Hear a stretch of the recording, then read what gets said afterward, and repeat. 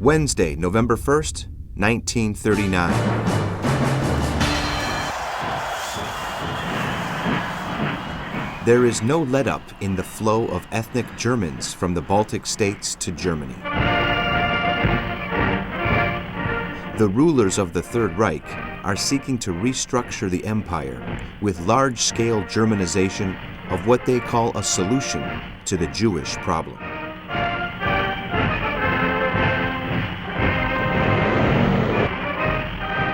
The creation of the Deutsche Volkliste, or Ethnic Register of Germans, establishes 4 categories for all those people who live in the occupied territories or reach Greater Germany and consider themselves to be Germans.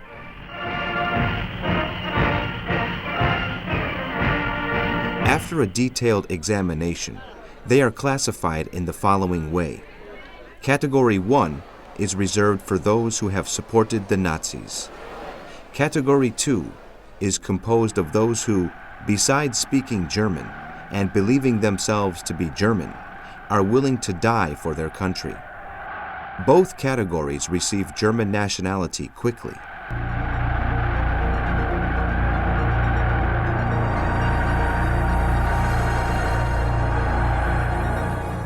In the other 2 categories, German citizenship is authorized after a series of tests while working for the greater glory of the Third Reich.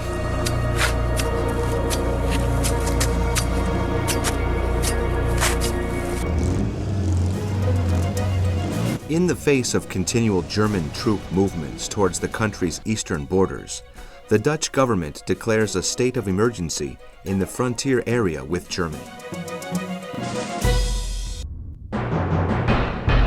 Thursday, November 2nd.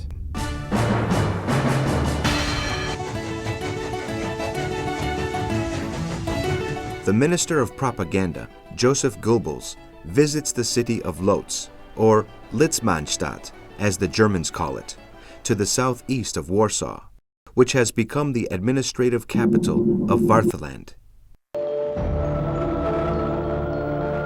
In its ghetto, more than 200,000 Jews live heaped together with few chances of survival.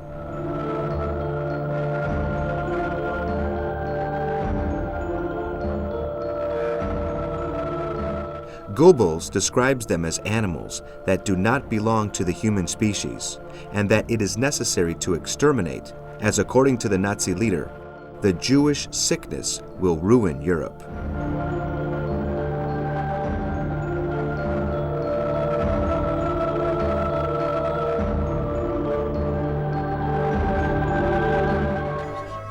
Hitler meets his high command to discuss the situation of the armed forces with a view to the invasion of Western Europe. General Walter von Brauchitsch, the commander-in-chief of the Wehrmacht, tells the Nazi leader that the army is not ready for a new war and is forced to endure a series of insults for his pains.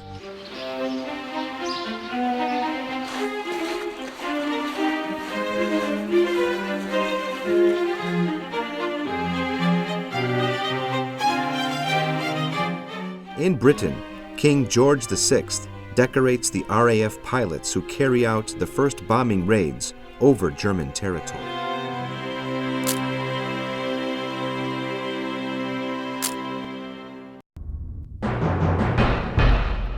Friday, November 3rd.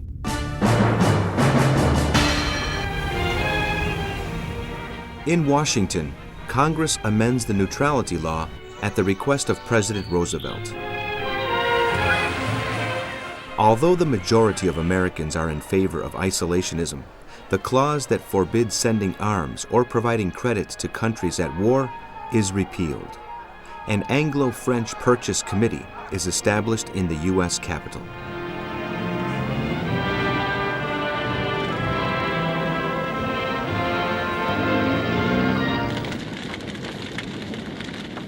Meanwhile, in Soviet Poland, Lithuania, Latvia, and Estonia, NKVD brigades secretly sow seeds of terror so that the inhabitants of these countries petition their governments to call on Soviet forces to protect them. Finland only agrees to cede to the Soviet Union an area of territory close to Leningrad. But under no circumstances is it prepared to lose its independence.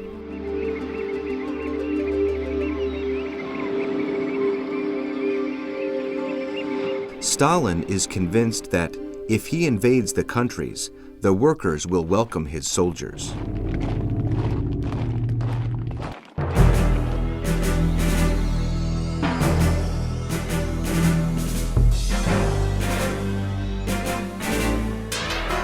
In the city of Ripon, in the part of Poland occupied by the Nazis, the Gestapo detain and assassinate 96 university professors.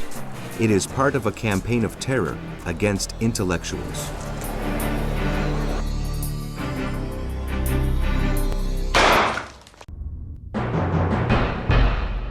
Saturday, November 4th.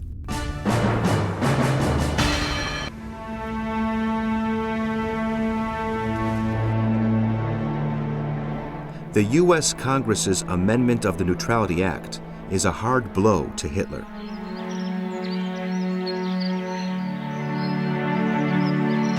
The cash and carry system allows France and Britain to obtain what they need from the powerful American armaments industry.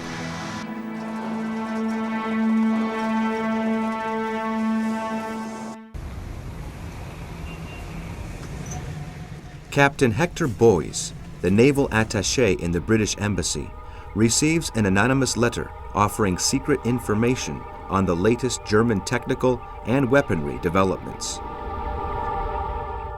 In order to receive the report, the British only have to change the opening announcement of the BBC World Service broadcast to Germany. Doing as instructed, they receive the so-called Oslo report, written by the physicist Hans Ferdinand Meyer during a business trip to the Norwegian capital.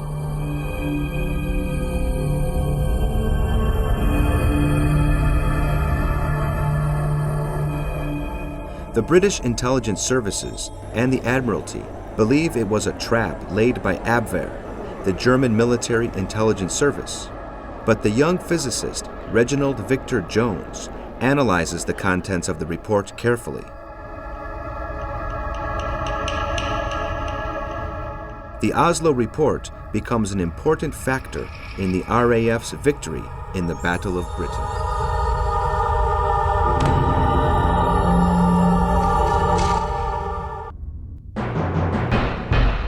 Sunday, November 5th.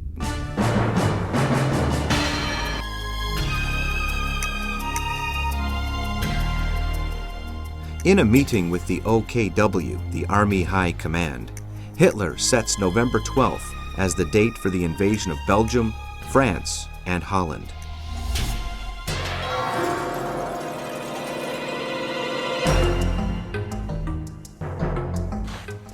General Walther von Brauchitsch, the commander-in-chief of the Wehrmacht, meets with Generals Franz Halder, head of the Army General Staff, and Ludwig Beck, who was retired due to differences with the Führer, to analyze the possibility of stopping the Nazi leader before Germany attacks the Western powers.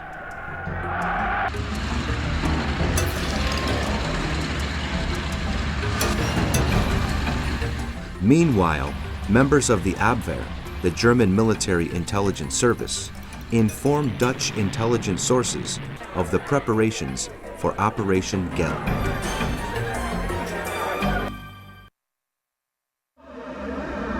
The Nazis and Soviets continue to commit atrocities in Poland. The Gestapo arrest 167 professors from the University of Krakow and send them to the concentration camp at Sachsenhausen, to the north of Berlin. 17 of them are tortured to death, including the leading Polish literary critic Ignatius Schrazanowski. Churchill, who has traveled to France to discuss a possible invasion of Germany with Allied military commanders, visits the headquarters of the French Navy in Paris.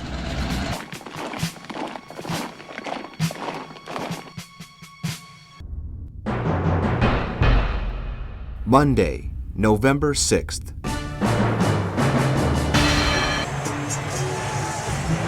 Vyacheslav Molotov, the Soviet foreign minister, blames the Western capitalist countries for the war and claims his country defends peace.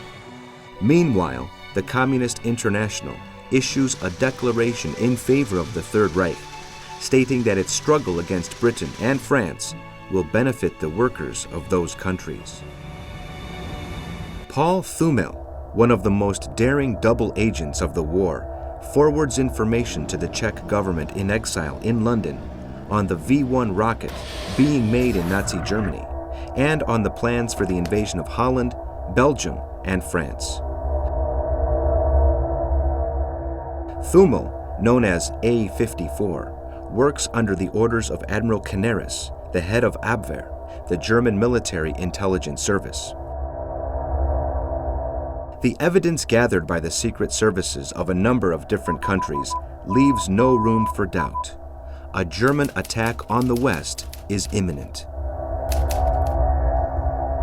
Diplomatic efforts to avoid enlarging the conflict go ahead in The Hague, with the Queen of Holland and the King of Belgium as heads of states that have declared themselves to be neutral, offering to act as mediators between Hitler and the governments of Britain and France. In Poland, the Nazi governor Hans Frank begins plans for what will become the Warsaw Ghetto. Conflicts between different branches of the German administration and security forces, and the ability of Adam Czerniaszkow's Jewish council, the Judenrat, to hold up the process, lead to delays in putting the plan into practice.